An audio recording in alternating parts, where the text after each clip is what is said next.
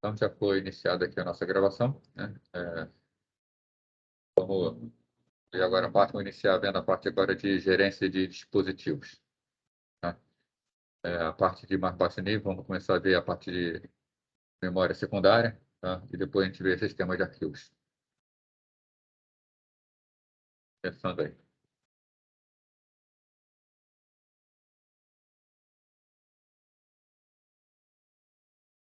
Bom, então, a parte de gerência de dispositivos, né?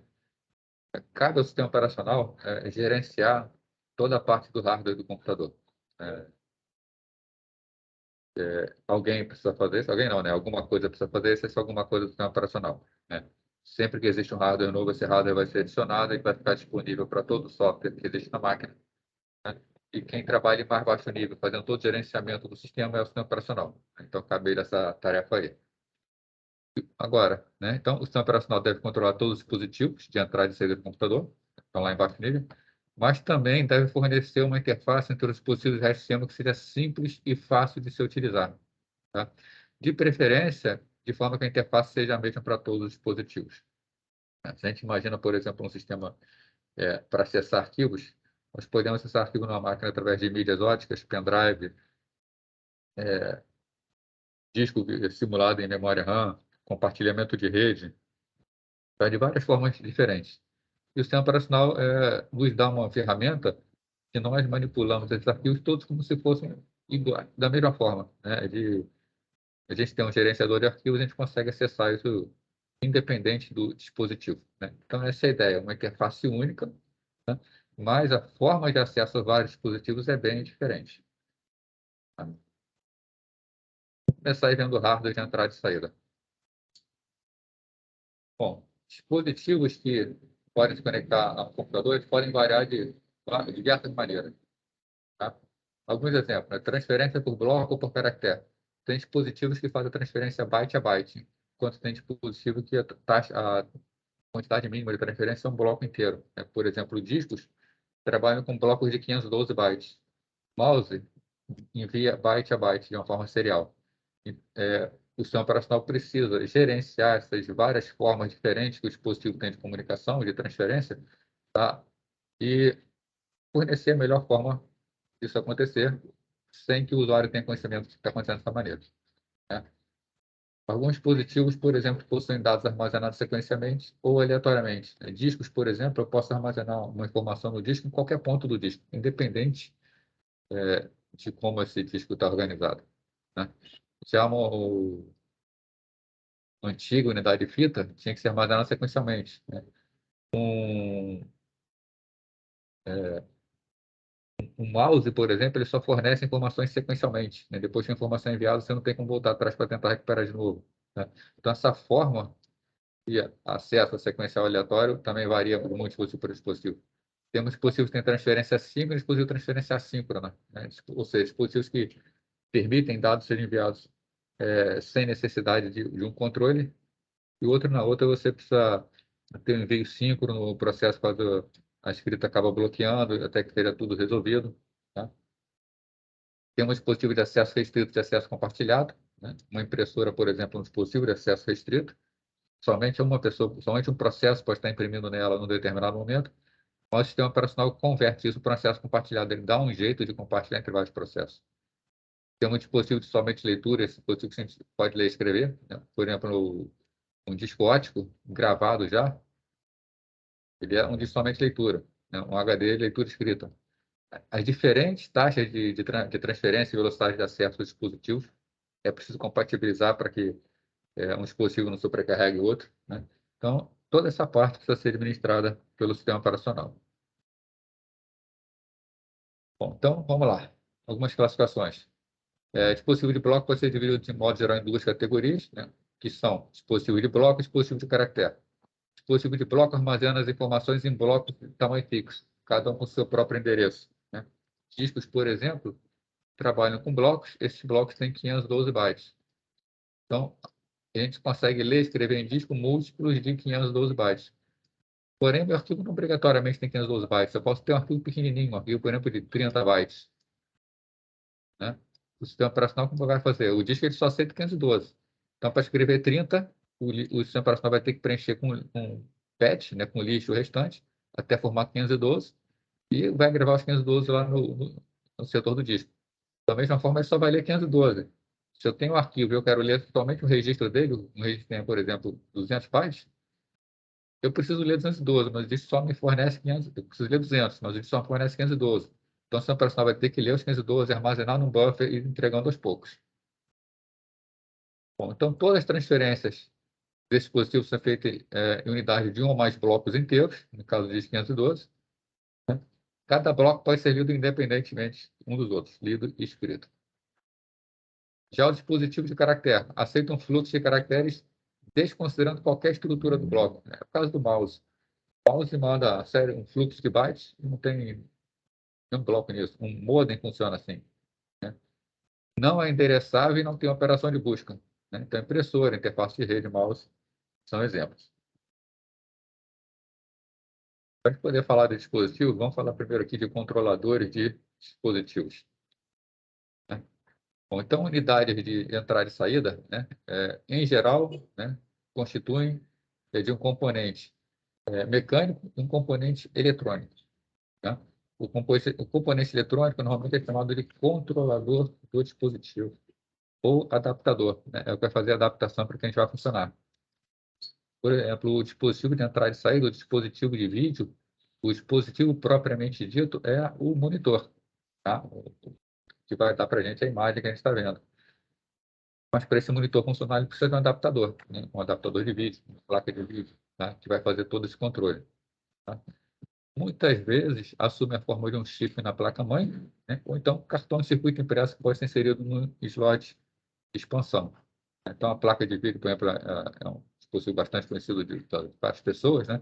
As placas-mães costumam vir com chip, as placas-mães costumam ter a sua própria placa de vídeo, mas algumas pessoas preferem placa de vídeo com melhor desempenho, placa de vídeo melhores. Então, mesmo já tendo a placa-mãe, a gente consegue colocar uma placa de vídeo por fora, espetar um barramento de expansão e utilizar essa placa de vídeo. O componente mecânico é que é o dispositivo em si. Né? Então, se a gente pensar também no HD, por exemplo, o HD ele tem uma interface eletrônica e uma parte mecânica, onde ficam as informações armazenadas. Tá? Então, a comunicação de um adaptador com o sistema operacional é feita por intermédio de envio de sinais. Então, nós temos o computador, né? Vou botar o núcleo do computador, temos um dispositivo de entrada e saída. A comunicação desse núcleo com esse dispositivo é feita por intermédio de uma interface, tá? Uma placa de vídeo, seja lá o que for. E a comunicação, tá?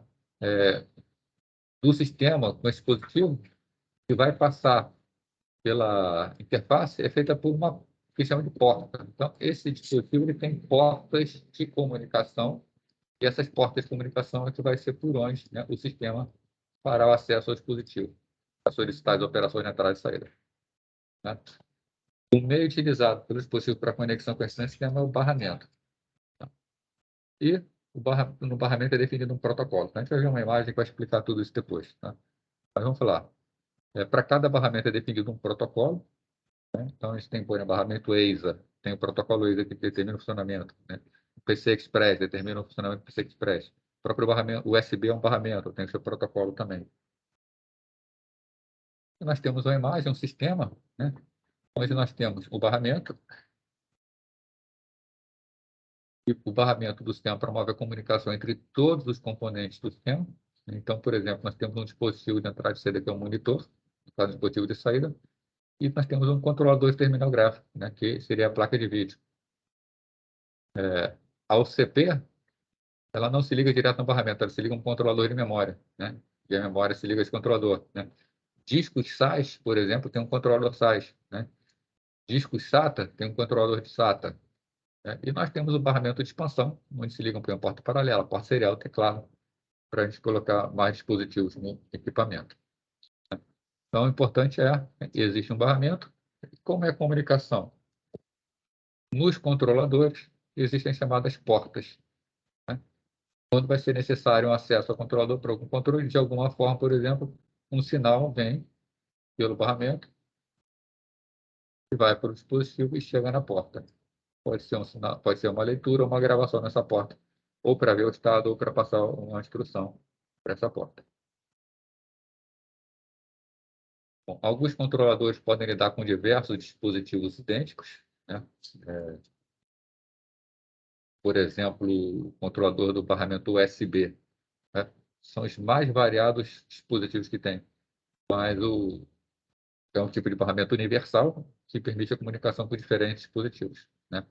Outros, como o controlador de disco, por exemplo, o SATA, o SAS, eles só vão trabalhar com esse tipo de disco, mas ele trabalha com vários discos simultaneamente, né?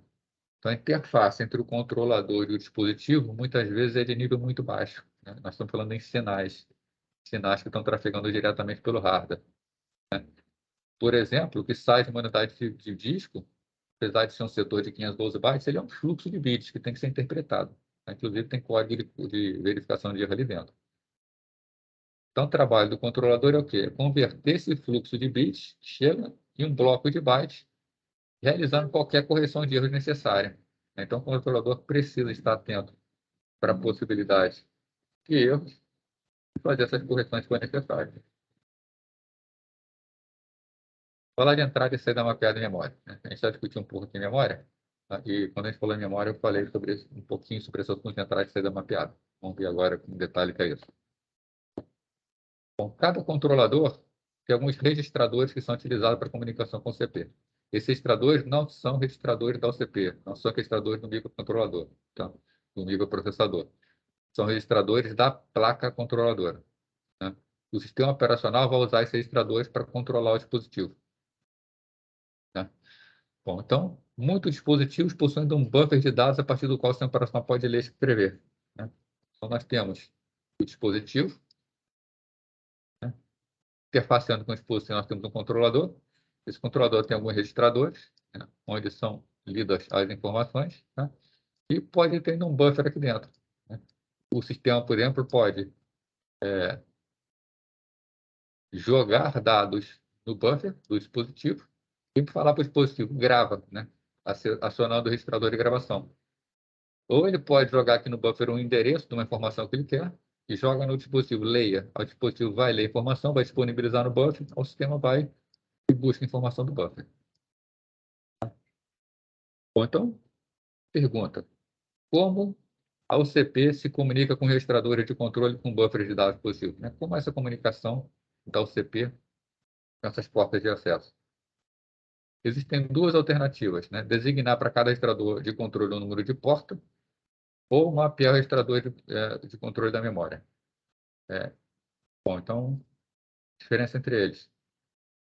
A gente pode ter espaços de endereçamento diferentes, né? Então, por exemplo, quando eu falo que eu vou acessar o endereço 3F8, tá? Eu tenho que dizer para o sistema que 3F8 é esse? É memória, endereço de memória 3F8 ou porta de dispositivo 3F8, né? Quando a gente tem esse espaço de endereçamento diferente, onde eu tenho espaço de endereçamento para controladora de dispositivos, espaço diferente para memória, eu tenho dois endereços 3F8, um de cada tipo. Então, eu preciso de instruções diferentes para acessar cada um deles, né? Uma outra solução implementada por alguns sistemas é: o sistema tem uma memória, então está lá tem uma memória, está aqui, achar um buraquinho aqui, tem a memória aqui, e essa memória tem um conjunto de endereços. Se eu tenho registrado um controlador, que o registrador dele é o 3F8, como é que faz? Eu vou no endereço 3F8 e mapeio, né? Sempre que eu precisar acessar esse registrador, se eu quiser ler alguma coisa dispositivo, eu leio da posição 3F8 de memória. Se eu quero ler alguma coisa, eu leio da posição 3F8 de memória, né? Então, existe uma sobreposição do espaço de endereçamentos, né? Quando há sobreposição, sempre vai valer o endereço do registrador, da controladora. Eu perco aquela célula de memória, tá? Então, quando eu estou lendo naquela memória, eu estou, na verdade, lendo do dispositivo, né? Então, na primeira abordagem, cada registrador de controle é designado o número de portas de entrada e saída, né? Em vez de trabalhar com endereço de memória, vou ter portas. Esse conjunto de todas as portas forma um espaço de ES que é protegido contra o acesso em modo usuário. Então, processos comuns não podem acessar. Nisso, o espaço de endereçamento para memória e dispositivo de entrada e saída serão diferentes, conforme a gente viu. Então, a gente precisa de instruções especiais, né? Se eu vou ler da memória, eu uso instrução de leitura de memória. Se eu vou ler de uma porta GS, eu uso instrução de leitura de ES. Na segunda abordagem, que eu falei para vocês, né? O endereço dos registradores é mapeado no endereço de memória. Quando eu estou acessando uma região de memória, eu não sei de antemão se aquela região de memória é efetivamente memória ou se tem algum controlador ali dentro, né? Então, para cada registrador de controle, é designado endereço de memória único. Esse sistema é conhecido como entrada e saída mapeada na memória, né? Já que o espaço de entrada e saída é mapeado no espaço memória, né? Na maioria dos sistemas, esses endereços designados estão no topo do espaço de endereçamento, ou seja, nos endereços mais baixos, né? Vai depender muito do hardware. O sistema operacional vai ter que seguir o que o hardware determina. Como acontece o acesso na prática, né? Bom, em todos os casos, para o CP quer acessar uma palavra, o que ela faz? Ela coloca o endereço que ela precisa na linha de endereçamento do barramento, então emite um sinal de leitura, né? Então, basicamente é o seguinte: um sistema tem tal CP, tem o CP, a OCP ela tem uma série de barramentos, né? Ela tem entre esses barramentos, barramento de endereço e barramento de dados. Então, quando a coisa vai fazer uma gravação ou uma leitura, tá, no dispositivo, o CP primeiro precisa passar o endereço disso aí. Por exemplo, um disco, controlador de disco. A OCP passa para o controlador de disco o endereço que ela vai querer trabalhar. Então, no barramento de endereços, ela coloca o endereço que deve ser acessado, né? É, então, ela vai e envia do barramento de controle, né? Esse aqui é barramento de endereço, aí tem um barramento de controle. Do barramento de controle, ela avisa para o disco, ó, fazer a leitura, né? Aí o disco vai começar a fazer a leitura e o disco coloca as informações num barramento que a gente chama de barramento de dados. O barramento de dados é bidirecional. No caso, como é uma leitura, a informação vai para dentro do CP, né? Então, o CP informa o endereço que ela quer e avisa, ó, leitura. O dispositivo começa a ler, começa a enviar para o CP, né? É, Detalhe aqui que é necessária atenção especial no caso de cache em sistemas com entrada e saída mapeada de memória, né? Por isso que eu conversei com vocês quando a gente estudou memória. Se vocês lembrarem, na paginação tem uma entrada especial, né, que significa não fazer cache, né? Isso significa o seguinte: regiões de memória, né? A cache é feita por regiões de memória. Regiões de memória aonde tem uma entrada e saída mapeada em memória, tá? Não pode ser feito cache de memória dessa informação, tá? Não pode.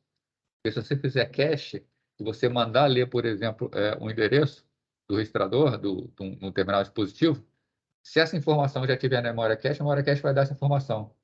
O sistema nem vai no controlador do dispositivo. Isso não pode acontecer, tá? Quem fornece a informação não é a memória, é o controlador.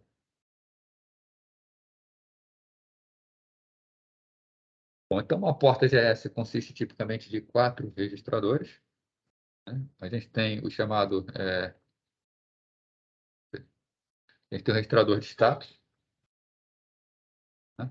O gestor de status contém bits que podem ser lidos pelo OCP, fornecendo informações sobre o estado do dispositivo. Bom, então, uma OCP, para ela poder usar um dispositivo, ela tem que saber se o dispositivo está pronto para isso, né? Ela põe um dispositivo, uma impressora, que ela está mandando dados para a impressora para imprimir. Ela tem que saber se a impressora está pronta para receber, senão a impressora vai perder esses dados. Então, o OCP precisa consultar o registrador de status para dizer se o dispositivo está pronto, né? Tem um registrador de controle. Isso pode ser modificado para o CP para alterar o modo de funcionamento do dispositivo. Então, esse aqui é só de leitura.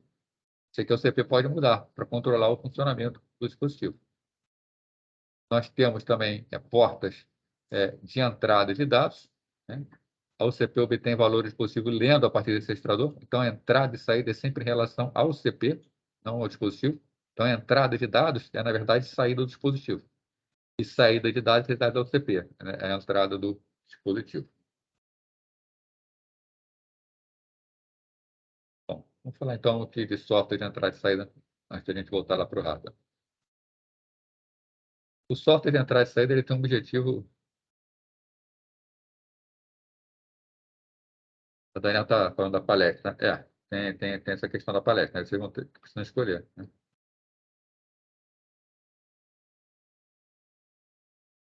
Na verdade, ô, Daniel, está dependendo muito da situação de cada disciplina, né? A disciplina de quarta-feira, nós estamos com um problema sério aí de conseguir fornecer todo o conteúdo, né? Por exemplo, o sistema operacionais está no lar, não está podendo perder nenhuma aula. Então, eu vou precisar dar essas aulas, né? Eu fui até convidado para ir para a palestra, mas eu não vou poder ir para poder ficar aqui com vocês, porque senão a gente não vai conseguir cumprir o conteúdo, né? Claro que quem quiser ir lá assistir, pode ir lá assistir, né? Essa aula, inclusive, é gravada, é só assistir depois da gravação. Mas pode ficar à vontade para ir lá se quiser. Aí depois é só assistir a gravação, mas eu vou continuar aqui fazendo a aula.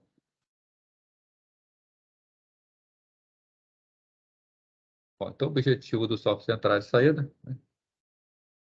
Não, se levar falta, se não tiver, manda uma mensagem para mim depois que eu tiro a falta, né? Mas quem já entrou aqui já vai levar a presença, né? Dá uma piscada aqui, já, o sistema já registra a presença.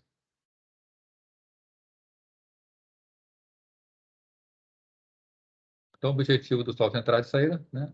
Fornecer independência de dispositivo, né? Ou seja, acessar diferentes dispositivos da mesma maneira. Exemplo, eu vou acessar um disco, acesso a disco rígido, a SSD, a DVD, a pendrive, unidade de rede, é completamente diferente a forma como funciona.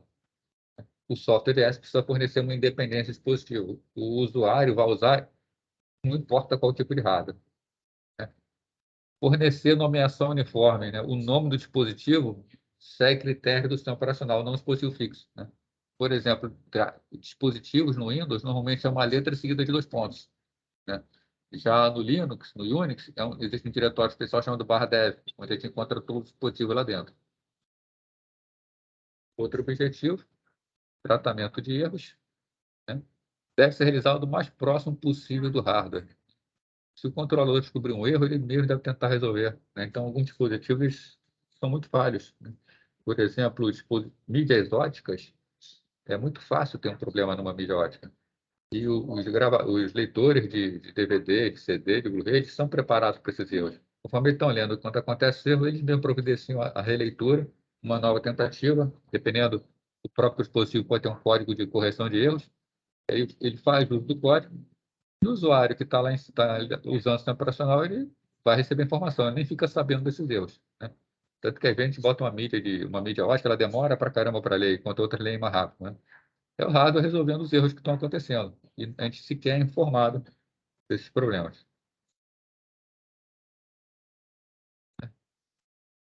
Outra característica é como vai ser a transferência de dados.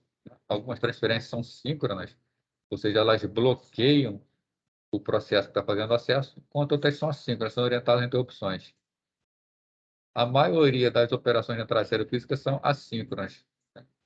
Então, quando for necessário, o sistema operacional deve se transformar em operações síncronas, ou seja, o processo pede uma interação do dispositivo de entrada e saída, o dispositivo não bloqueia o processo, mas o próprio sistema operacional faz o bloqueio até que a informação esteja pronta. Outro objetivo é a questão de buffer, né? Muitas vezes, dados não podem ser armazenados diretamente no destino final, né? Por exemplo, dados que chegam pela interface de rede. Quando a informação chega pela interface de rede, ninguém garante que o processo que tem que receber aquela informação está pronto para ir lá e pegar essa informação na hora, tá? Pode ser que o processo demore um pouco. O sistema operacional até avisa o processo, ó, a informação está aqui, mas vai depender de como o processo foi programado. Por outro lado, não pode ficar na placa de rede, porque se a informação fica na placa de rede, chega uma outra informação pela rede, vai sobrescrever aquela informação. Então, tá? É preciso armazenar em um local temporário, tá? Antes de passar adiante. Isso pode ter um impacto significativo no desempenho do sistema, dependendo de como é feito. Por fim, dispositivos compartilhados e dispositivos dedicados, né? Alguns dispositivos podem ser acessados por diferentes usuários simultaneamente, né? Como o disco, não tem problema nenhum. Já a impressora, não tem como, né? A impressora só pode ter um processo de tela de cada vez, né? Então, o profissional precisa encontrar uma maneira de compartilhar essa informação. Vamos ver aqui algumas técnicas de entrada e saída. Vamos ver como funciona no hardware, tá? Aí a gente vai evoluindo e a gente vê como vai funcionar as modificações que foram feitas para melhorar o desempenho. Então, vamos lá, a gente tem uma OCP, tem a OCP e tem um controlador. Esse controlador ele vai fornecer o acesso ao dispositivo, ele vai controlar a gravação ou a leitura do dispositivo. Né? Bom, então, vamos supor que seja utilizado 2 bits para controlar a troca de dados no CPU controlador. Tá? O controlador indica o estado dele por meio de um bit ocupado no registrador de status. Então, existe um registrador de status. Quando o controlador está trabalhando, existe um bit ocupado que, quando aceso, informa que ele não pode atender nada. O que a OCP faz? Né? A OCP ela vai prestar atenção nesse bit ocupado, para saber se está ocupado ou não. E quando ela puder, quando a controladora puder fazer o processamento daquilo que a OCP precisa, né, a OCP usa um bit chamado processar. Então, nós temos o bit ocupado, podemos ter um bit chamado processar, que quando ativado pela OCP, faz com que o dispositivo comece a trabalhar. Então, a comunicação vai acontecer como? Primeiro, a OCP ele é repetidamente o bit ocupado até que esteja desligado. Então, está ocupado, está ligado, o bit está ligado. A OCP fica olhando para o tempo todo. Fica verificando, verificando, verificando. De repente, a controladora acabou de trabalhar, ela pode atender a OCP. Esse bit apaga. Pum. Né? Bom, então a OCP verifica e não está mais ocupado. Né? Armazena o valor do registrador de saída de dados. Então, esse controlador tem um registrador de saída. Né? Saída, lembrando, é sempre em relação ao CP. Então, é de entrada para o dispositivo. Né? Então, a OCP joga, né, a informação ali dentro e ela liga um bit chamado processar. Quando ela liga o bit processar, a controladora percebe que esse bit foi ligado, ela liga novamente o bit ocupado para informar que ela está trabalhando, e ela vai trabalhar no dado que acabou de receber. Tá? Quando ela vai trabalhar, ela vai ver que a OCP também gravou no bit escrever, que a informação deve ser escrita no dispositivo, então ela providencia a escrita no dispositivo. E o controlador vai começar a trabalhar normalmente e vai continuar trabalhando até quando termina o seu trabalho. Ele vai, desliga o bit processar ocupado para indicar que a operação de entrada e saída terminou. Então, a controladora fica no meio do caminho, o CP fala com o controlador o que ela quer, a controladora trabalha no dispositivo e ela vai conversando com o CP. Se o tempo de espera para o dispositivo ficar pronto for muito grande, a OCP vai ficar ociosa por muito tempo. Né? A gente sabe que a OCP é um dispositivo extremamente rápido. E um dispositivo de entrada e saída, ele é extremamente lento. Tá? Então, não tem condições, num sistema de alto desempenho, a OCP ficar olhando para o controlador enquanto ela tem mais de fazer. Né? Hoje em dia, nós temos um sistema multiprocessado, temos vários processos para serem trabalhados. História é essa da OCP ficar olhando para o controlador. Tá? Esse é o comportamento que eu espero ocupada ou pooling, né? A gente já conversou sobre espera ocupada, né? Quando falou lá de semáforos, né? Quando falou de monitores.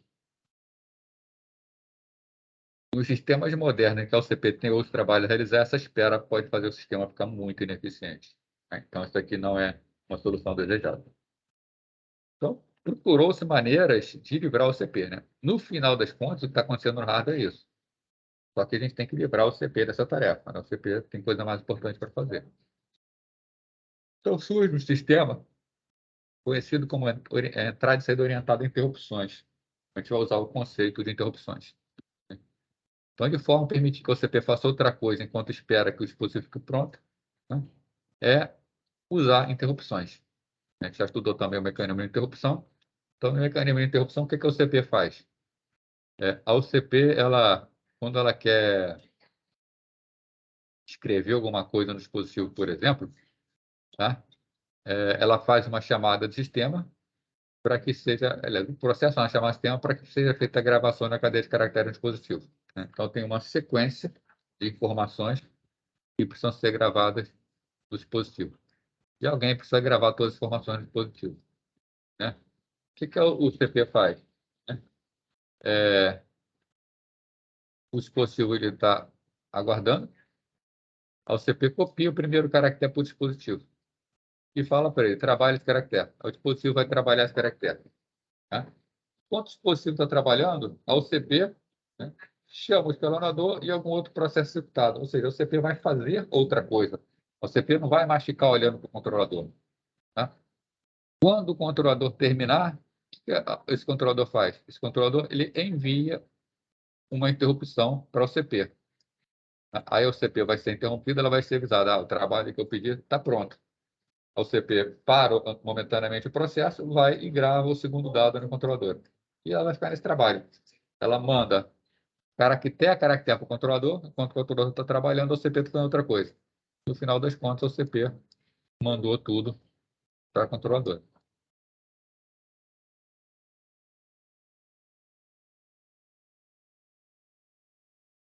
Tranquilo isso aí, gente? Essa parte como funciona? Então, vai fazer uso de interrupções. O problema da interrupção é que ela está interrompendo efetivamente o CP. Né? Já está melhor do que o CP ficar tomando conta, mas na prática está acontecendo. Né? Com o passar do tempo, a OCP, né? A OCP está trabalhando, de repente ela é interrompida. Ela vai, trata uma nova transferência, aí volta a trabalhar. Ela é interrompida. Aí vai, cuida da transferência mais o caractere. Então, o CP está fazendo isso aqui. Ó, cada vez que sobe, eu estou representando que ela está indo lá cuidar da operação de entrada e saída.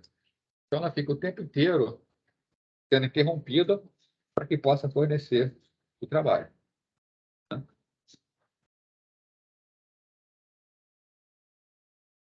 Daniel, a prova vai ser online, tá? Vai ser no horário da aula aqui. Vou disponibilizar a prova para vocês fazerem. Vocês vão fazer ela no horário da aula, tá? Vai ser online.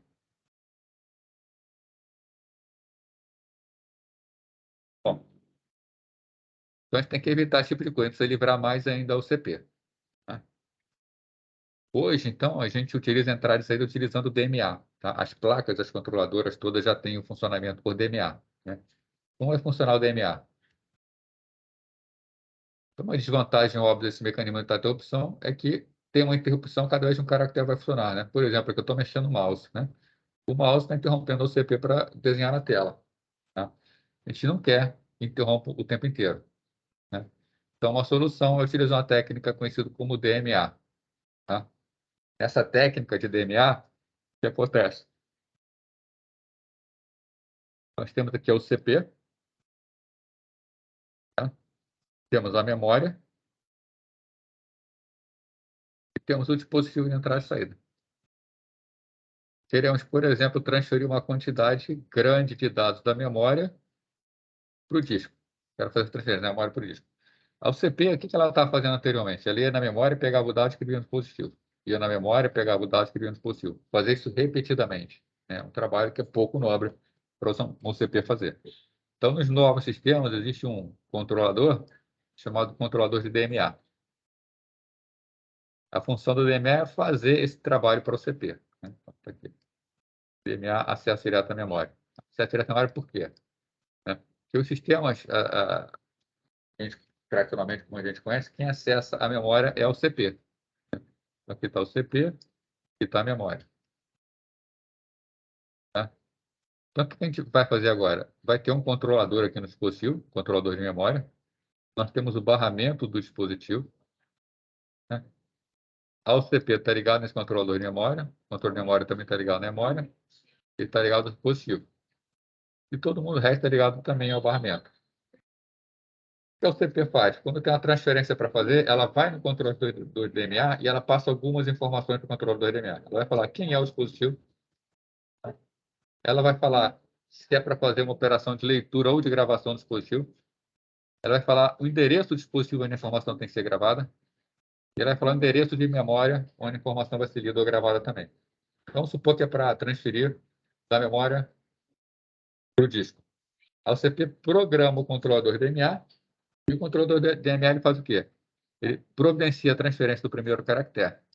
Aí, esse caractere é transferido, vem pelo barramento, vai para o dispositivo. Né? Depois que é transferido, o controlador DMA manda fazer a segunda transferência. Tá? Então, as várias transferências entre a memória e o dispositivo de entrada e saída é feita diretamente pelo controlador de DNA. Tá? Ele é quem vai providenciar isso. Sempre que acontecer uma interrupção, essa interrupção, na verdade, não vai interromper a OCP. Né? Ela vai atrapalhar o controlador DNA que está fazendo esse trabalho todo. a OCP vai receber apenas uma interrupção, né? Quando acabar toda a transferência, o controle de DMA vai gerar uma interrupção que vai avisar o CP que a transferência foi realizada entre a memória e o disco. Tá? Então, o controlador DMA é quem faz todo o trabalho. Né? Isso que eu já falei para vocês, né? A OCP informa o controlador de DMA o endereço positivo, o endereço de memória, a quantidade de bytes transferida e o sentido da transferência. E o controlador de DMA é quem providencia essa transferência. Né? Qual é a grande vantagem? Reduzir a quantidade de interrupções que a OCP sofre. Ele quem cuida de toda a transferência. O software de entrada e saída ele também é estruturado em camadas. Tá? Nós temos o hardware. O hardware é o dispositivo. Tá? Então, nós temos algumas camadas com funções bem específicas. Nós temos os chamados tratador de interrupção lá no baixo nível. Acima dele, nós temos drivers do dispositivo, software que a gente instala. Aí nós temos o chamado software do sistema operacional independente do dispositivo e o software de entrada e saída no nível do usuário. Vamos ver cada camada dessa aqui, o funcionamento e o papel delas. Começando pela mais baixa, o tratador de interrupção. A gente já viu aqui que interrupções elas devem ser escondidas. Né? Então, o usuário ele não pode enxergar interrupções. Né? Não é que não possa, né? Não é interessante que ele enxergue, que é algo bastante complicado do sistema aí. O ideal é que o usuário nem tome ciência e deixe que o sistema operacional cuide das interrupções. A melhor maneira de ocultar a interrupção é bloquear o driver que inicializou a operação até que ele se complete e a interrupção ocorra. Então, como vai funcionar isso? Um processo pede para gravar alguma coisa em disco. Né? Essa alguma coisa em disco vai gerar um aviso, né, para o CP que ela precisa fazer essa gravação da informação do disco. Então, o CP vai acionar o controlador DMA, o controlador DMA vai começar a fazer a transferência entre disco e memória. O processo que solicitou isso, tá? Ele deveria o quê? Ele deveria ser acordado por uma interrupção. Né? Quem acorda o processo normalmente são interrupções. Mas para responder esse programador, o que o sistema operacional faz? O sistema operacional ele bloqueia esse processo, coloca o processo no estado bloqueado, e ele, sistema operacional, é quem vai receber a interrupção do processo. Quando a transferência acaba, o sistema operacional é interrompido e o sistema operacional libera o processo para execução novamente. Então, quando a interrupção ocorre, a rotina de interrupção pode desbloquear o driver que a chamou. Né? No caso do driver, a gente vai ver o que é isso, é o software que controla o dispositivo. Esse modelo funciona melhor se o driver estiver estruturado com processos de núcleo. E aí, aqui tem um problema. Vocês já devem ter ouvido falar em driver, né? Você compra uma placa de vídeo. Essa placa de vídeo ela vem com driver, né? É um software que você instala no sistema operacional para que aquela placa funcione melhor. Ela não vai funcionar exatamente com a placa padrão. Vai funcionar com alto desempenho. Né? Só que tem um probleminha. O dispositivo, placa de vídeo, é o hardware. O software que controla esse hardware tem que ter acesso direto ao hardware. Né? Então, o driver, que é software, que é escrito por terceiros, é escrito por um fabricante de software, né? Outro é hardware, né? Ele é escrito por um fabricante. Esse driver precisa ter acesso privilegiado ao sistema. Então, todo driver funciona com acesso prioritário. Ele funciona em modo root, podendo executar qualquer instrução. Como o driver é escrito por terceiros, não é escrito pelo pessoal que projetou o sistema operacional, o sistema operacional não tem como garantir o correto funcionamento do driver. Né? E qualquer erro de programação do driver vai afetar diretamente o núcleo do sistema operacional, podendo até mesmo corromper o sistema operacional. Tá? Então, drivers são uma situação bastante delicada para desenvolvedores de sistema operacional. Driver de dispositivo. Né? Para acessar o hardware dispositivo, o driver precisa fazer parte do núcleo do sistema operacional. A gente já viu isso. É possível construir drivers que são executados por parte do usuário, tá? E que usam chamada de sistema. Tá?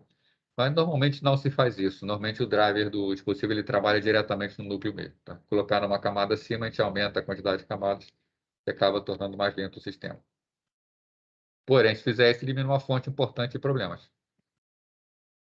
A maioria dos sistemas operacionais utiliza driver executando lá no núcleo do sistema operacional, ou seja, é incorporado ao sistema operacional. Né? fora o sistema, precisa ter uma arquitetura que permita essa instalação, né? Drivers de dispositivo normalmente são posicionados abaixo do restante do sistema operacional. Os drivers trabalham diretamente no hardware. É o driver que sabe como é o funcionamento do hardware. Então, normalmente, nós temos um dispositivo, que é um hardware, né? Então, tem um controlador de impressora, controlador de câmera de vídeo, controlador de CD-ROM, né?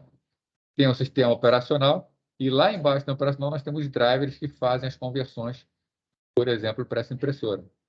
Cada impressora tem uma maneira diferente de trabalhar, né? É o driver que vai conhecer o hardware para saber como ela tem que trabalhar.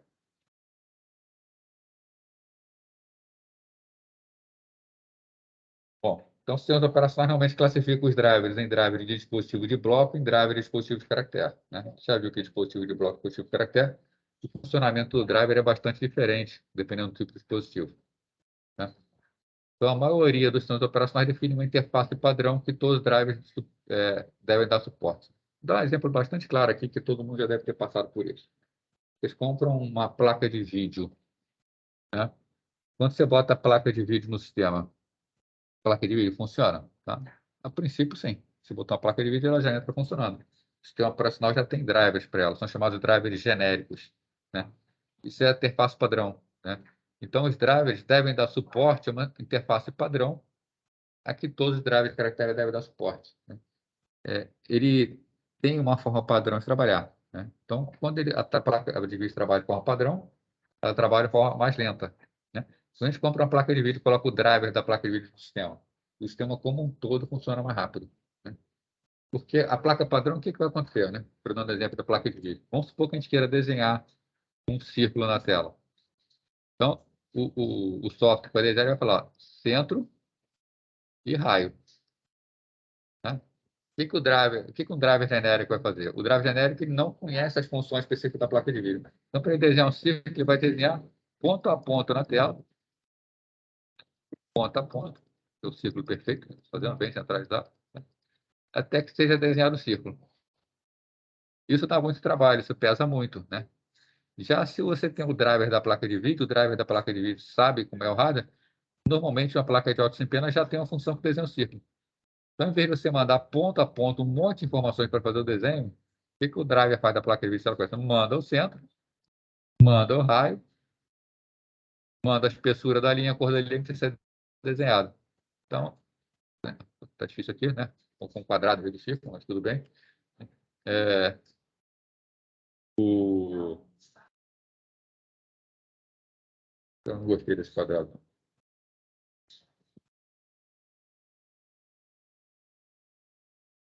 Não adiantou muito, não. Tudo bem. É, Isso aqui eu mandei um ponto, um valor de raio e como deve ser o traçado do círculo. É muito mais rápido, e o hardware fazer isso, do que desenhar ponto a ponto, que foi o nosso primeiro caso, né? Então, quando nós temos drivers que conhecem o hardware, eles podem tirar proveito do funcionamento do hardware, tá? Então, em alguns sistemas, o sistema operacional é o programa binário único que é compilado e contém em si todos os drivers que ele precisa, né? Se um novo dispositivo é acrescentado, é necessário recompilar todo o núcleo com um novo driver. Apesar de não ser uma solução estruturalmente muito boa, que dá pouca flexibilidade, tá? Quando o driver é compilado junto do núcleo, o desempenho normalmente é maior. Então, se a gente tem alguns dispositivos, né? Vamos supor aqui, tá? Eu não sei dizer para você exatamente como funciona num videogame, mas eu imagino o seguinte, né? Um PlayStation, um Xbox. O hardware dele é padrão. Então, não tem por que eu ficar carregando o driver dinamicamente. O sistema operacional do videogame ele já vem com os drivers compilados no próprio núcleo do sistema operacional. Mesmo que varie um pouco, varia muito pouco de uma máquina para outra, né? Se uma versão nova da máquina tem um dispositivo um pouco diferente. Você pode ter os dois drivers carregados, são poucos drivers, mas o funcionamento é bem mais rápido, né? Porém, computadores de uso geral possuem diversos tipos de dispositivos de entrada e saída, né? Às vezes, bem diferentes entre eles, né? Então, esses sistemas operacionais dos computadores normalmente usam um modelo no qual os drivers são dinamicamente carregados, né? Você só tem no núcleo aqueles drivers principais, como, por exemplo, o driver do disco, para que possa acessar o disco, já que ele vai buscar tudo o resto lá. E durante o boot da máquina, é feita uma análise na máquina, os drivers são buscados, são carregados dinamicamente, né? Sistema diferente, liga o carregamento dos drivers de forma diferente. Tá? Bom, o que significa controlar o dispositivo? O que o driver faz? Emitir uma série de comandos para ele, né? Vamos ver o exemplo da seguinte forma. Você vai solicitar a leitura de um arquivo em disco. Tá? Quando você solicita a leitura de um arquivo em disco, você não está dizendo setores, blocos que você quer acessar. Então, quando você faz isso, você executa, na verdade, uma chamada de sistema para o sistema operacional. Essa chamada de sistema que é executada, né, o sistema operacional vai traduzir essa chamada e ela sabe que você quer ler um determinado arquivo. Aí o sistema operacional sabe, esse arquivo está no bloco N do disco. Então, o sistema operacional só pede para o driver o seguinte, me leia o bloco N. O sistema operacional é bastante fácil pedir isso. Agora, um disco, ele é formado, tá? Daqui a pouco a gente vai ver o hardware do disco, daqui a pouco, não sei se hoje ainda, tá? Esse hardware do disco, ele pode ter vários discos dentro dele, então eu preciso dizer qual é o disco. Ele tem vários cilindros, cada cilindro tem várias cabeças, então tem que dizer qual é a cabeça.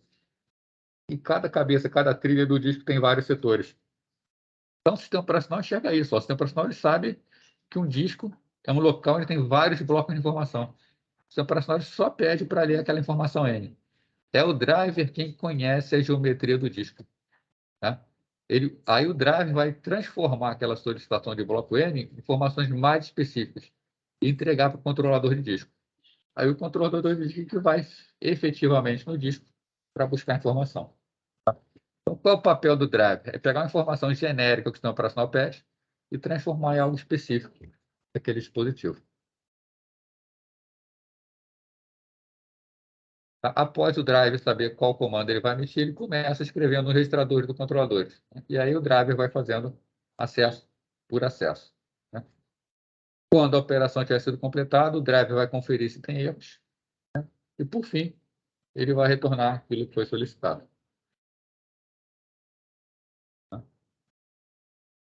Subindo mais um pouco naquela camada hierárquica, nós temos o que chamamos de software de entrada e saída independente do dispositivo.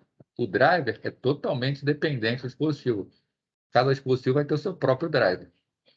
Acima dele, nós temos o software, que é software independente dispositivo. E a parte do software é essa, né?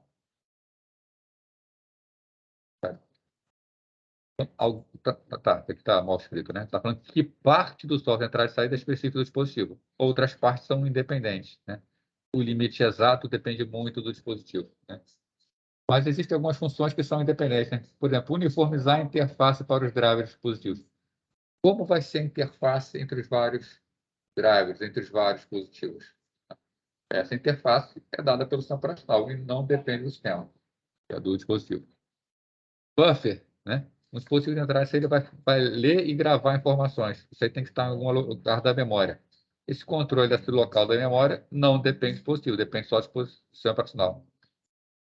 Reportar erros, né? Um driver ele só conhece erro de baixo nível. Vamos ver esse nosso exemplo aqui anterior. O usuário pediu um arquivo. Qual é o erro que o driver reporta? O driver vai reportar erro no disco X, segundo Y, cabeça W, setor Z. Pô, essa informação quer dizer o que para o usuário? Não quer dizer nada, né? Então, esse erro ele é repassado para as camadas superiores, e a camada superior vai reportar esse erro de uma forma mais fácil, né? Provavelmente vai falar arquivo tal corrompido, dando o nome do arquivo, já que é o arquivo que está naquele local. Tá? Então, facilita bastante, né? Alocar e liberar dispositivos dedicados, né? E providenciar um tamanho de bloco independente positivo. Vou cada um disso aqui, em detalhe. Então, interface uniforme para os drivers, né? Como fazer com que o dispositivo de entrada e os drivers pareçam mais ou menos o mesmo, né? Sempre que um dispositivo novo aparecer, o sistema operacional vai ter que ser modificado. Tá? Agora, modificar o sistema operacional para cada tipo de drive, para cada dispositivo não vale a pena, né? Então, o que o sistema operacional faz? Ele define, tá, uma interface uniforme, né? Bom, então, se cada driver tiver uma interface diferente, tá, as funções do driver podem diferir muito, né? Deixa eu ver se tem aqui uma imagem. Não, não botei aqui. Tá? Mas é basicamente o seguinte. o sistema operacional ele define essa interface, né? O exemplo da placa de vídeo que eu dei exemplo para vocês de desenhar um círculo, tá? O sistema operacional ele pode definir uma interface padrão. A interface padrão ele fala o seguinte: a interface é a chamada de função circle, né? Essa chamada de função círculo, eu vou passar coordenada do centro, né? O raio do círculo, espessura da linha, cor da linha, padrão da linha. Então, o sistema operacional faz uma interface para ele, fala assim: qualquer placa de vídeo, para funcionar nesse sistema operacional aqui, ele tem que implementar essa função círculo. E aí as placas de vídeo de diferentes fabricantes vão implementar essa função círculo da maneira que é melhor para elas, né? Então, se todos os drivers tiverem mesma interface, fica mais fácil eu comprar um driver novo. Então, vamos supor, essa é a interface padrão, todos têm que se submeter. De repente, acontece de surgir uma nova placa de vídeo. Não precisa ser criado nada novo no sistema operacional. Basta que ela responda ao padrão do sistema operacional, né? Você pode botar essa nova placa, novinha, que saiu de fábrica, em funcionamento do seu sistema.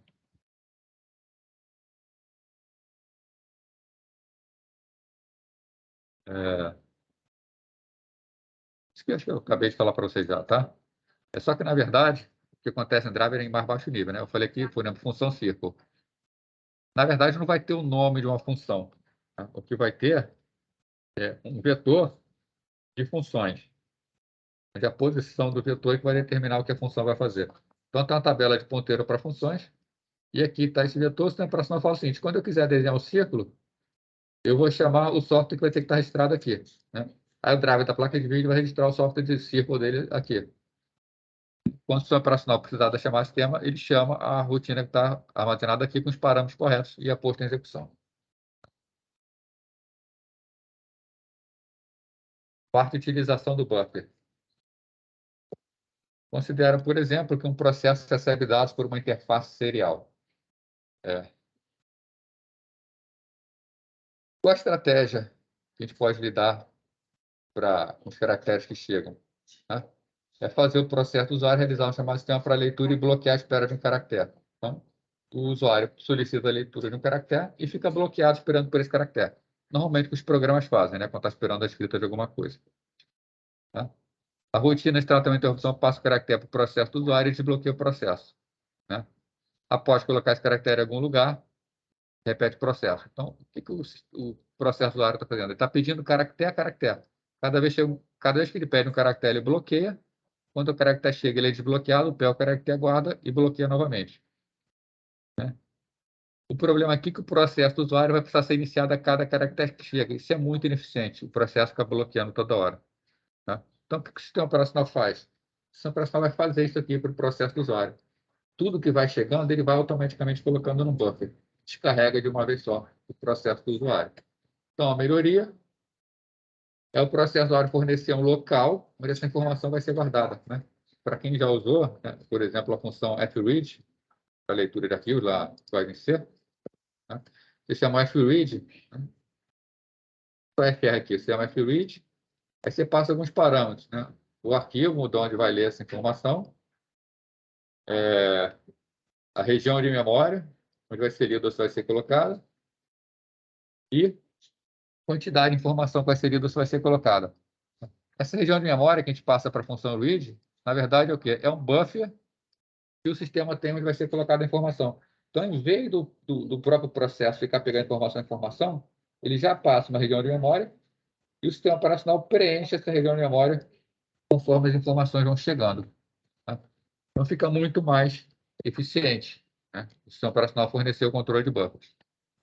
Normalmente, ele trata os buffers como uma fila circular, tá? Fila circular, vocês devem lembrar de estrutura de dados. É uma fila onde o vetor é encarado como um círculo, né? Conforme a informação entra na fila, ele vai aumentando, né? Aqui está o final da fila. Aqui, o final da fila está aqui. A informação entrou aqui na fila, a fila está aqui, tá? Está preenchido esses dados. Aqui está o início da fila. Quando o sistema vai lendo, ele vai tirando da fila. E os outros vão colocando na fila de uma forma circular, né? Com isso, a administração da fila fica bem mais rápida. A utilização de buffer também é importante para a saída de dados, né? Você ficar gravando toda hora byte a byte no dispositivo complexo, muito demorado para o dispositivo, e às vezes até impossível, né? Vamos supor, você tem lá discos. Discos armazenam blocos de 512 bytes. Lá, 512 bytes. Vamos supor que você faz um programinha que você armazena de 50 em 50 bytes. Então, você mandou gravar 50 bytes, o que o operacional faz? Coloca esses 50 bytes no buffer. Aí mais 50, 100, mais 50, 150, mais 50, 200. E ele vai enchendo. Quando esse buffer de saída passa de 512 bytes, o que o sistema operacional faz?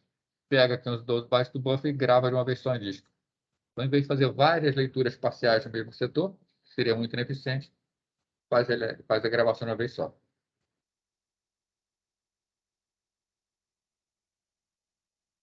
Relatório de erros, né? Muitos erros são específicos, possíveis, devem ser tratados pelo driver apropriado. Na verdade, é o seguinte: se der para recuperar o erro, o driver vai tentar recuperar o erro sem informar o usuário. Tá?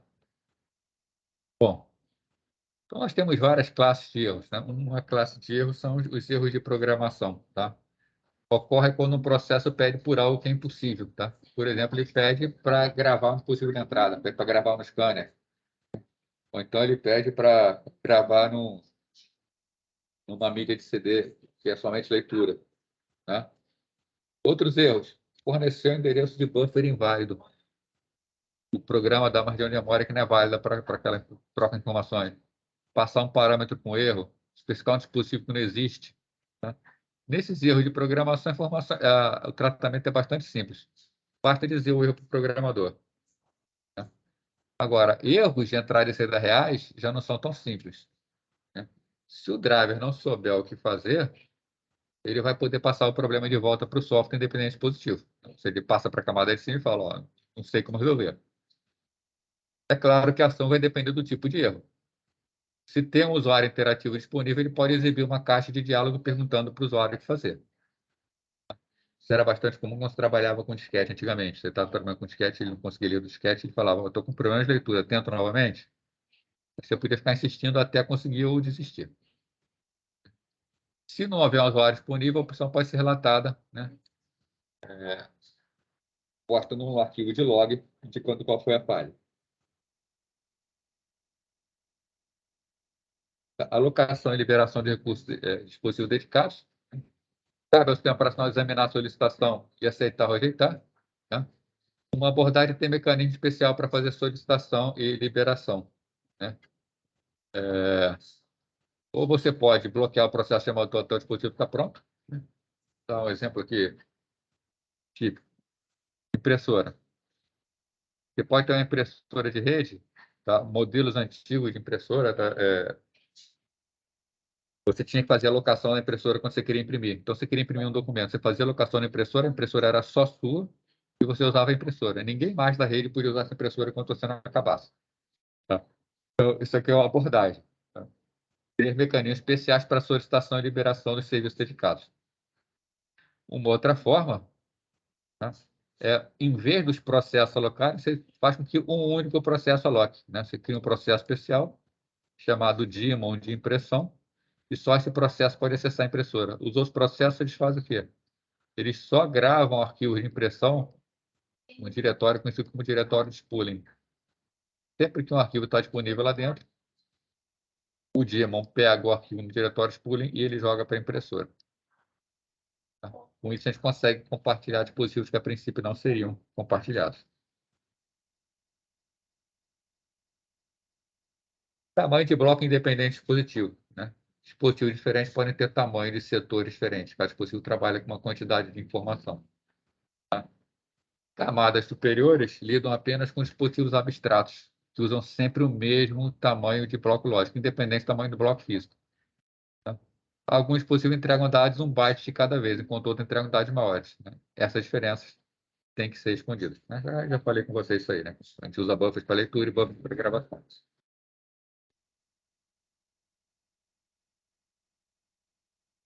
Legal, pessoal. Estou acelerando nessa parte aqui para a gente poder, daqui a pouco, entrar logo nos dispositivos físicos e poder dar andamento na disciplina. Então, basicamente, falar de discos e relógios.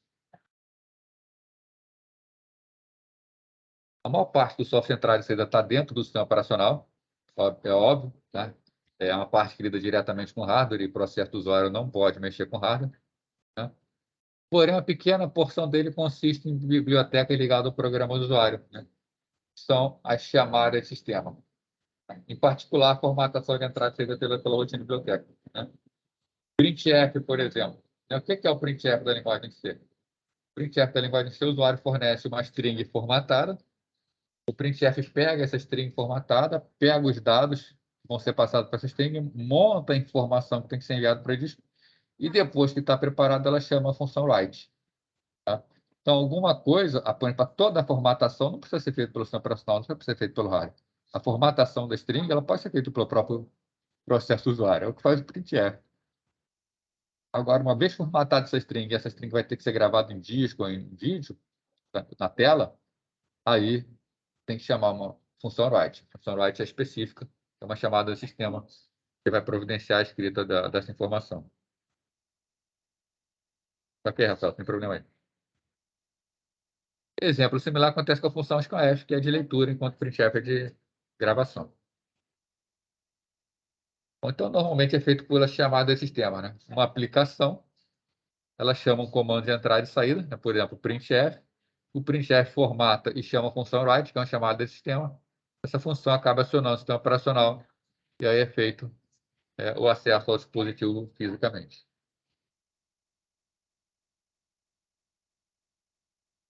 Né?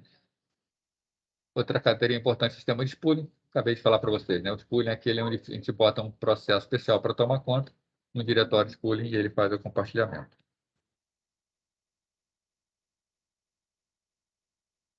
Bom, então vamos entrar agora na parte de dispositivos, né? Falar um pouquinho de disco. Disco é uma parte bastante importante para os sistemas operacionais, tá? Eles já estão sendo substituídos por SSDs, mas ainda tem muita parte, principalmente onde tem que fazer armazenamento de uma massa muito grande de dados, tá? A gente ainda continua utilizando discos. Tá? Discos eles ainda têm um quê de utilização para armazenamento em grandes massas. No hardware do disco. Então, existem alguns tipos de discos. Os mais comuns são chamados discos rígidos magnéticos, né? Disco rígido porque a superfície dele é rígida. Eles contrastavam com os flop disk, né? Os disquetes. Hoje em dia, muitos de vocês talvez nem tenham visto um disquete. O disquete ele é flexível, você consegue até dobrar ele. Né? Claro que não pode dobrar muito, pode estragar, mas ele consegue sacudir, dobrar, encostar uma ponta na outra. O disco rígido não, ele é compõe de discos metálicos, espessos, onde a informação é gravada nele. Tá? Tem uma densidade de gravação muito maior. Eles se caracterizam pelo fato que leituras e escritas são rápidas, né? Tornando eles adequados com memória secundária. Esse rápido depende do ponto de vista, né? Mas se você comparar ele com outras mídias de armazenamento, o disco ainda é rápido. Tirando, é claro, o SSD.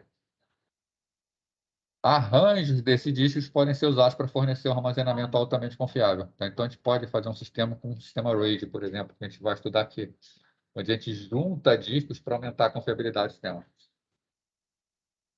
Já existem outros tipos de disco, né? O disco magnético ele é rápido, tudo bem, mas temos, por exemplo, o disco óptico, né? Eles são importantes para a distribuição de programas, dados, filmes, tá? Então, eles são bem mais baratos, também têm uma boa densidade. Então, normalmente é bom para fazer distribuição. SSD não é disco, né? SSD é Solid State Device, né? É dispositivo de, de estado sólido.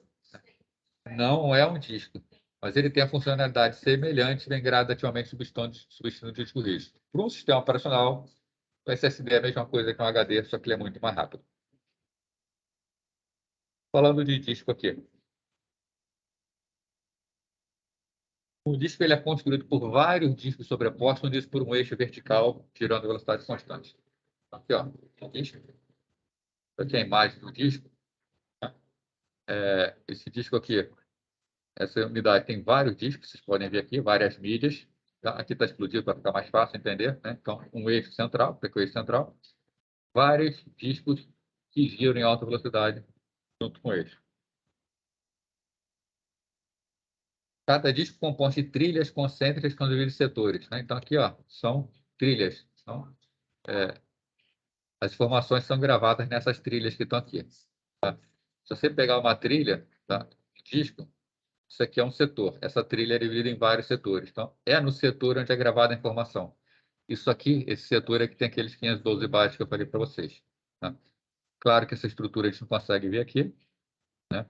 Mas o setorzinho está lá. Né?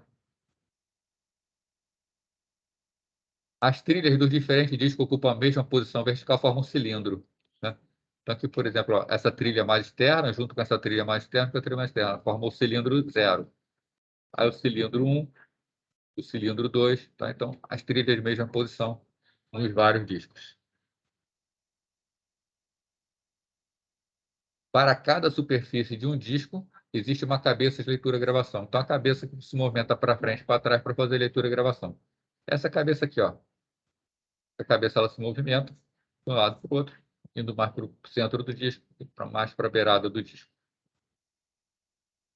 O conjunto de cabeças presas a um braço é que se movimenta entre os vários cilindros no sentido radial. Tá? Então, tem várias cabeças, uma para cada superfície, uma para cada disco. Isso aqui é um SSD. Você vê que o SSD não tem nada. É um disco, ele é dispositivo, tem bastante mecânica, mecânica fina, mas tem mecânica. Um SSD é um dispositivo totalmente eletrônico.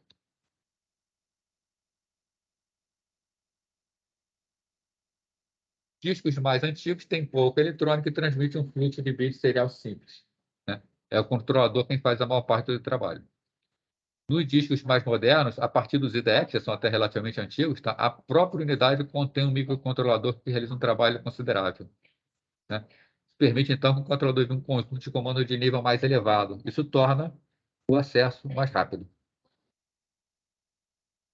Quando a gente fala de acesso a disco, tá? Aqui um simulado de um disco rodando, tá? A gente precisa, né, achar a informação. Então, no caso aqui, a gente está querendo ler esse setor aqui, ó. Tá? O primeiro passo para poder fazer a leitura é posicionar a cabeça. O disco ele gira a uma velocidade muito alta, né? Está girando a velocidade altíssima, tá? Tá girando lá bem rápido, tá? O giro do disco é muito mais rápido que o posicionamento da cabeça.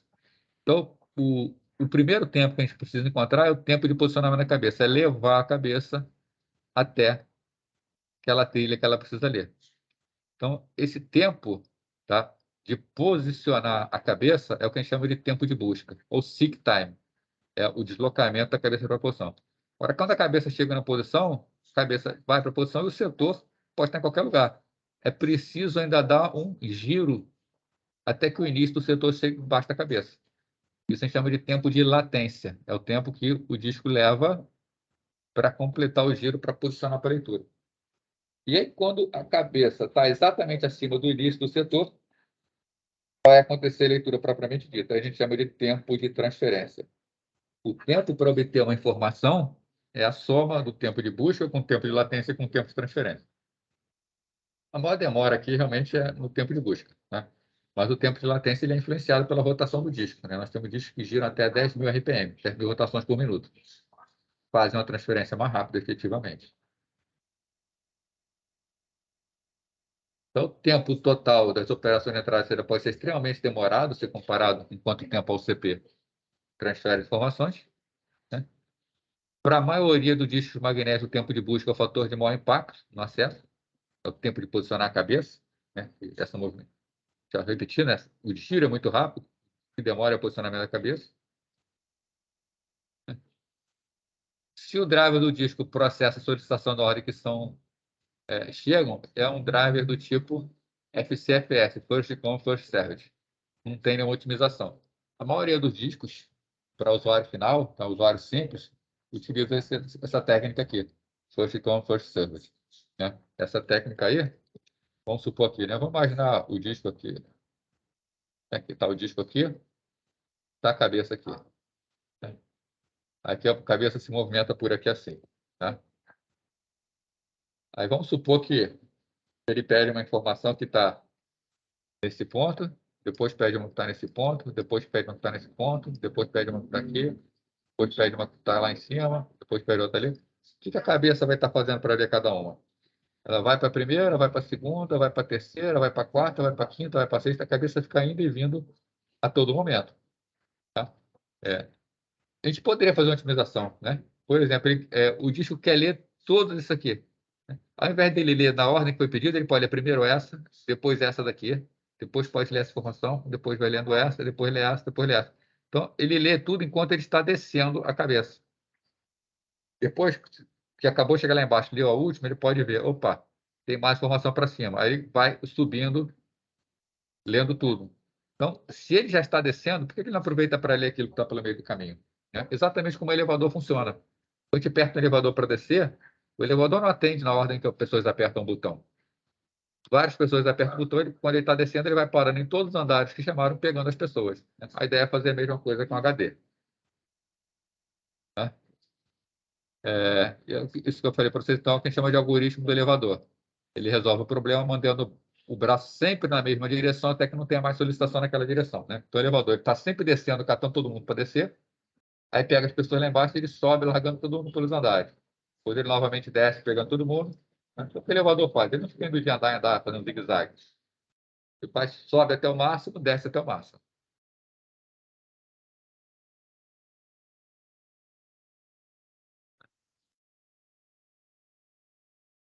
Bom, hoje em dia, nós temos que os controladores de disco eles têm uma capacidade, que a gente diz, de fazer buscas sobrepostas, né? Overlapped seeks, tá? Que é acessar dois discos ao mesmo tempo. Né? Então, por exemplo, nós temos na máquina, eu tenho um controlador SATA e a máquina tem dois HDs SATAs. Se eu quero ler a informação de um HD e também a informação do outro HD, esse dispositivo ele vai conseguir ler simultaneamente os dois discos, ele não precisa ler de um disco de cada vez. Quando o controlador tem essa capacidade, é interessante usar os dois discos e distribuir a informação pelos discos. Eu vou estar ganhando em tempo de acesso. Tá? Controladores também podem ler ou escrever uma unidade enquanto realizam busca em uma ou mais unidades. Tá? Mas, efetivamente, só uma transferência acontece entre o controlador e a memória principal. Né? O que a gente tem é que temos a memória e o controlador. O controlador pode estar acessando os dois discos ao mesmo tempo, mas ele só pode transferir uma vez para a memória. Mas não tem problema, ele pode estar fazendo a transferência para a memória e, ao mesmo tempo, ele pode estar buscando as informações no disco. Né? Isso reduz o tempo médio consideravelmente, melhora bastante. Então, o dispositivo, o disco, eles vêm evoluindo com o tempo. Né? Tem também a questão da geometria do disco, que também mudou bastante com o tempo. Né? Vamos imaginar o seguinte, a gente viu que é um setor. Né? O que é um setor? É uma área do disco que a gente vai acessar. Então, se a gente tem um disco aqui, agora eu vou tentar fazer ele ficar redondinho. Né? E aqui está o meio do disco onde passa o eixo. Então, você tem aqui um setor de disco. Uma informação está armazenada no setor. Tá?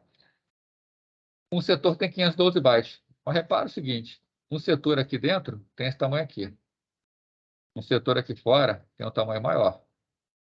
Obviamente, os bits do setor interno também são mais exprimidos que os bits do setor externo. Existe um limite de densidade que você pode gravar. Então, quem determina a densidade é o menor setor, né? Se aqui eu tenho 512 bytes aqui, tá? Aqui fora eu teria bem mais que 512 bytes de possibilidade de armazenar.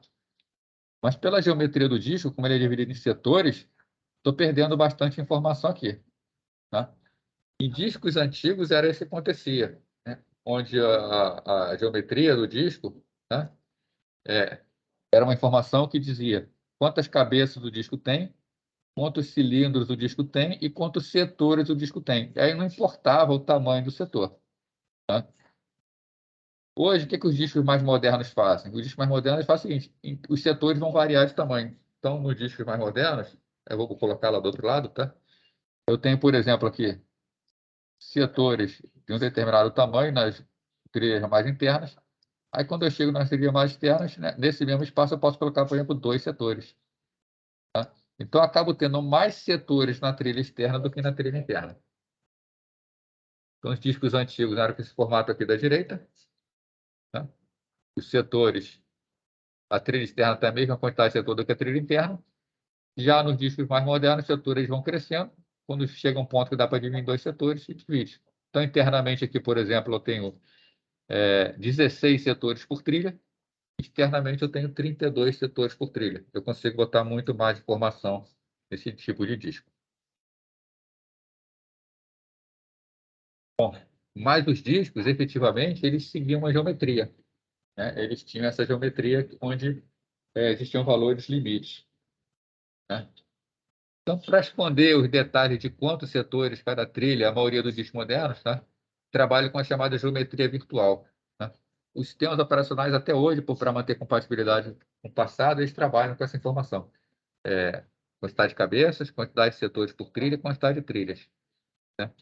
Embora os discos ainda não trabalhem assim, eles precisam dar essa informação para o sistema operacional. Então, ele trabalha com uma geometria virtual, uma geometria falsa, que daria mais ou menos a mesma quantidade de setores que ele teria, que ele tem na realidade. E aí o sistema operacional trabalha com geometria falsa. O sistema operacional vai pedir de acordo com a geometria que ele acha que tem, mas o controlador vai fazer a compatibilização. Então, o software é instruído para agir como se houvessem cilindros, por exemplo, X cilindros, Y cabeçotes, né? E Z setores por trilha. O controlador realiza um mapeamento, fazendo a solicitação X, Y, Z por cilindro. E o dispositivo vai trabalhar diferente. Para vocês terem uma noção, tá? Nos PCs antigos, essas limitações dadas pela geometria do disco permitiam partições com, no máximo, 32 gigabytes, mais ou menos, que é muito pouco para hoje. Tá? Então, a gente usa essa geometria virtual e resolve tudo. Para contornar esse limite, essa geometria virtual ela é conhecida como endereçamento lógico de bloco, LBA.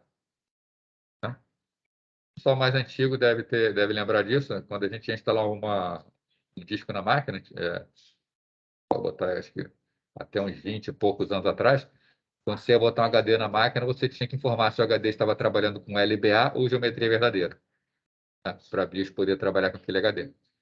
Hoje em dia, a gente nem informa mais disso, né? Hoje em dia é LBA direto.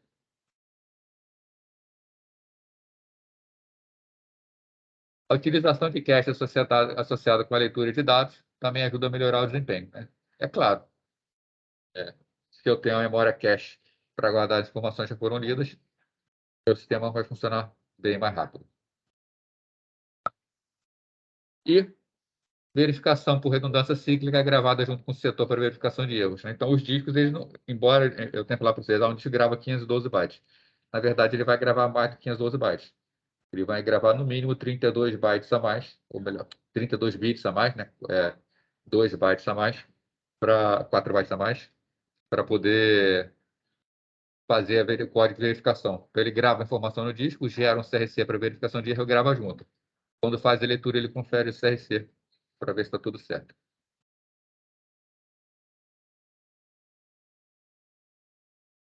Para fechar por hoje aí, falar um pouquinho de array de disco, né? Sistemas de RAID. Então, uma forma muito comum para a gente aumentar o desempenho e a segurança no armazenamento de dados é utilizar o sistema de RAID, né? Redundant Array of Inspected Drives. Tá? Então, ó, array redundante, vetor redundante de discos baratos. Tá? Esse nome começou a pegar mal, eles mudaram a nomenclatura para Redundant Array of Independent Drives, né? De discos independentes. Mudaram o significado do I. Tá? Mas isso não importa, né? O que importa é que são sistemas, a gente pega vários discos e a gente junta esses discos para aumentar a capacidade ou fazer o sistema ficar mais confiável. Tá? O RAID ele pode ser implementado tanto em software quanto em hardware. Tá? A implementação por software é mais barata, mas o sistema acaba ficando mais lento. Tá? Quando é implementado por hardware, não só é mais rápido, como também pode permitir a troca de dispositivo defeituoso sem precisar desligar o equipamento. É hot swap, a gente não precisa parar o servidor para isso. Tá? Na prática, tá? No ambiente de trabalho, no ambiente profissional, não dá para pensar em usar o RAID por software. Né? Tem que investir e usar o RAID por hardware.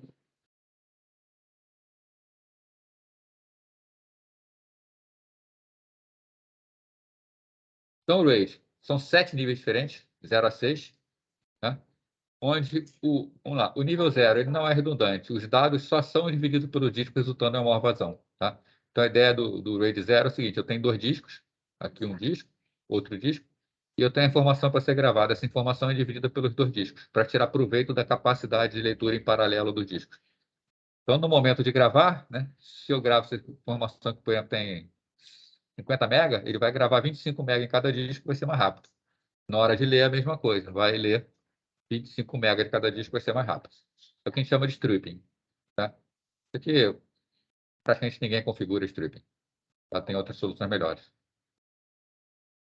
Já o RAID 1 ele é bastante usado até hoje. Né? Ele provê redundância escrevendo todos os dados em 2 ou mais discos. Né? Então, aqui eu tenho 2 discos iguais. Se eu quero gravar a informação, eu gravo a informação num disco e eu gravo a mesma informação no outro disco. O tempo de escrita é mais ou menos o mesmo que se não tivesse o RAID, já que é escrita em paralelo. Tá? O tchan aqui é a segurança. Né? Se um disco queima, a informação está toda no outro disco. Eu não perco meus dados. Tá? É chamado de mirroring, né? Ou espelhamento, já que todos os dados no disco estão espelhados em outro. Né? Aqui, no primeiro caso, se eu tenho discos de 1 terabyte, eu vou ter 1 terabyte no disco e 1 terabyte no outro disco. O meu sistema como um todo terá 2 terabytes.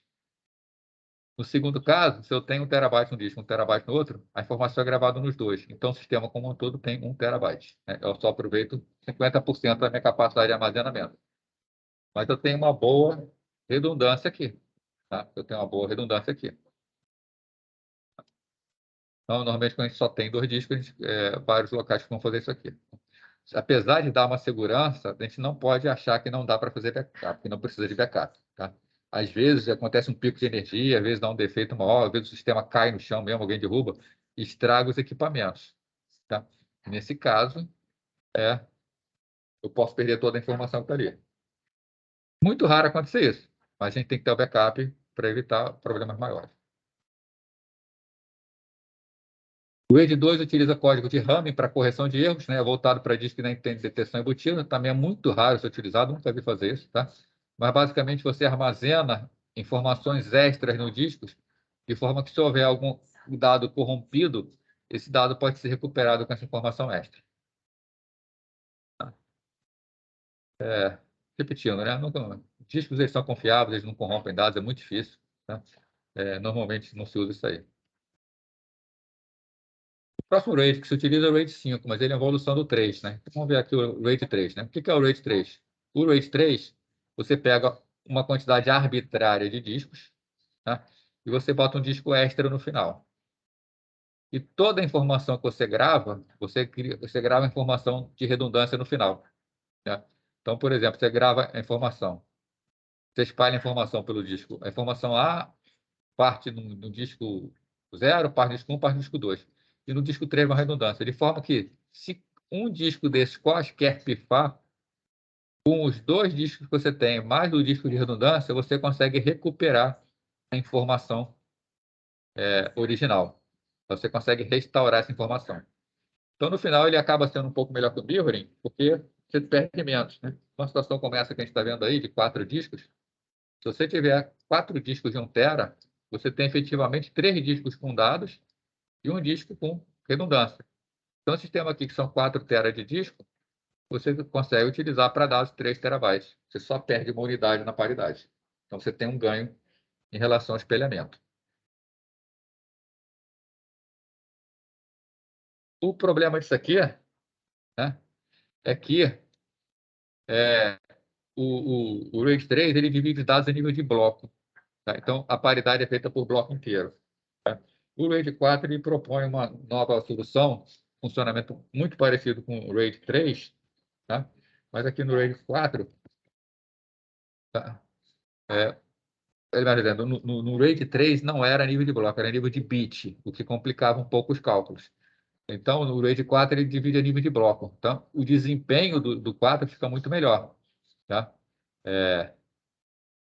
Porque as informações vão ser espalhadas a nível de bloco e, conforme você vai gravando, as informações vão ficando espalhadas pelo disco. Né? E, principalmente na leitura, você vai conseguir fazer a leitura do dado em paralelo, né? Dando um custo por megabyte menor e uma vazão maior. Ainda assim, o RAID 4 tem um problema do RAID 3, que é o seguinte: qualquer operação de escrita que você fazer no disco, se eu escrever em qualquer disco, eu preciso escrever também no disco de paridade. Esse de paridade, tudo que for alterado em qualquer disco tem que ser refletido também no disco de paridade. Tá? Então, o disco de paridade acaba sendo o gargalo do sistema. Percebeu-se isso e a solução foi espalhar a paridade. Então, o RAID 5, que é o mais utilizado hoje em dia, faz o quê? Paridade fica um pouco da paridade no disco 0, um pouco da paridade no disco 1, um pouco da paridade no disco 2, um pouco da paridade no disco 3. Tá? Tem um custo por megabyte igual ao do RAID 4, só que ele ainda é mais rápido porque tira esse gargalo. Esse RAID 5 ele é muito utilizado. Tá? Ele é muito utilizado mesmo para sistemas de armazenamento em massa.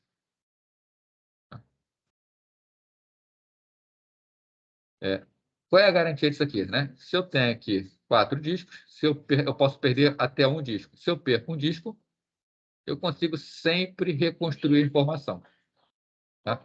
Se eu quero uma garantia ainda maior, aí a gente tem um nível do RAID nível 6. Né? O RAID nível 6, ele usa, tá? Mais bits para paridade, ele usa 2 discos de paridade. Né? Então, nesse sistema nível 5 aqui, sempre considerando discos de 1 terabyte. Se eu quiser 3 terabytes de armazenamento, eu tenho que ter 4 discos. Eu vou perder um. Aqui, para eu ter 3 terabytes de armazenamento, eu vou precisar ter 5 discos. Tá? Porque eu vou perder sempre 2 discos. Tá? Então, garante uma maior integridade. Né? Aqui eu já posso perder 2 discos que ele consegue recuperar. Tá? A gente pode fazer combinações ainda, a gente chama de RAID 0 mais 1, né? Que é a combinação do stripping com mirroring, né? Que é misturar. Né? Então, eu boto 2 RAID 0 e no nível acima eu faço um RAID 1. Né? São sistemas que existem, né? A gente pode ter também o RAID 1 mais 0, onde eu tenho o RAID 1 nível baixo e o RAID 0 mais acima. Isso aqui são combinações bastante raras. Né? O RAID 50 já é uma combinação que já existe mais no mercado. Tá? O que é um arranjo de RAID 50? Eu tenho, por exemplo, RAID 5 aqui para fazer a confiabilidade dos dados e eu tenho o RAID 0 acima para fazer o espalhamento dos dados. Né? O RAID 5 embaixo me dá confiabilidade e desempenho e o RAID 0 em cima me aumenta o desempenho, já que eu distribuo a informação por vários outros RAIDs.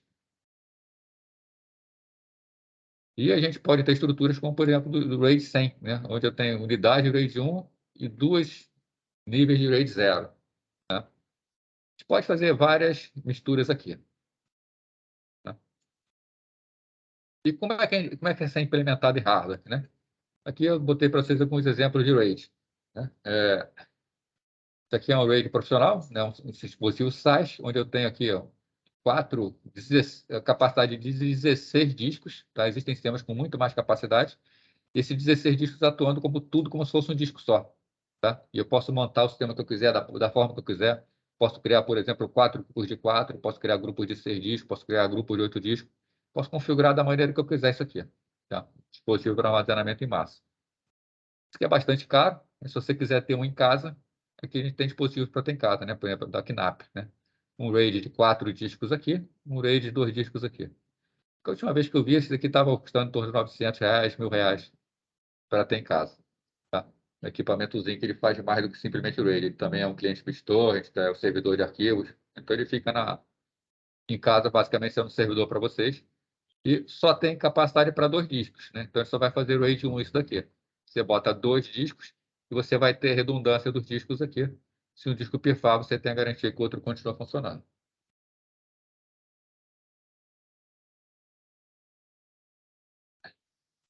Ok, pessoal?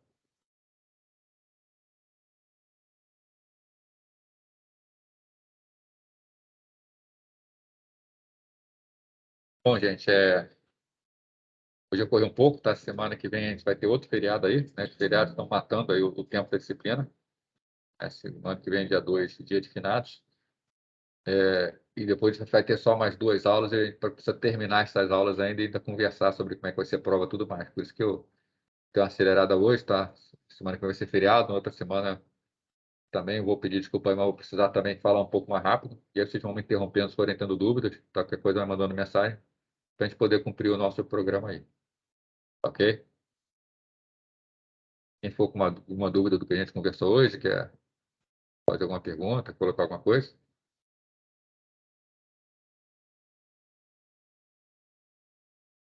Tá não? Tá tudo tranquilo? Então, beleza, tá? Então, bom feriado para vocês aí na semana que vem, né? Qualquer coisa é só entrar em contato, manda mensagem pelo Canvas, manda e-mail, tá? Aí, boa noite aí para vocês, tá? Bom resto de semana aí.